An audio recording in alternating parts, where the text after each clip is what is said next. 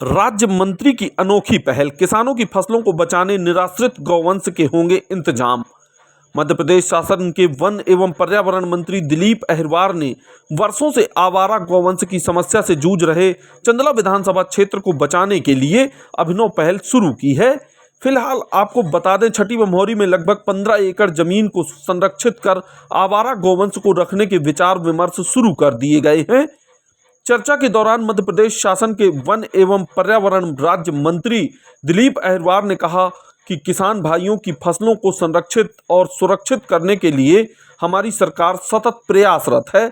चंदला अंचल में आवारा गौवंश की समस्या वर्षों से चली आ रही है, लेकिन पिछले सालों तक कोई भी इंतजाम नहीं किए गए, जिससे खेतों में खड़ी फसलों के चौपट होने से किसानों को भारी नुकसान उठाना पड़ रहा है। लेकिन अब ऐसा बिल्कुल भी नहीं होगा। चंदला अंचल के गांवों में गौशालाओं के संचालन के लिए शासन स्तर पर प्रस्ताव भेजे गए हैं। जल्द ही मंजूर होने पर आवारा गौवंश को सुरक्षित रखवाया जाएगा।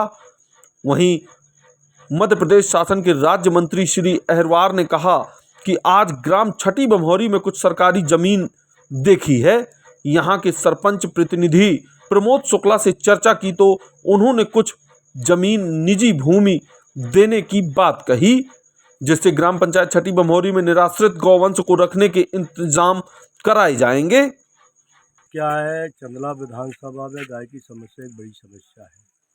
हम लोग निरंतर प्रयास कर रहे हैं। कई गौशालाएं बनी हैं, गौशालाओं में प्रवेश भी हमने गायों का करा दिया है। कई जगह आज भी इतनी गाय होने के कारण अभी भी थोड़ा कहीं ना कहीं गाय की दिक्कत किसानों को, भाइयों को आती है।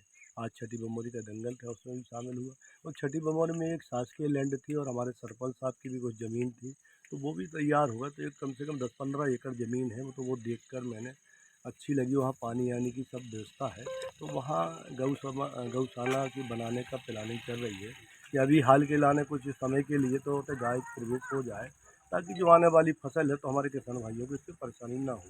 जगह जगह कई जगह हम ऐसा प्रयास कर रहे हैं।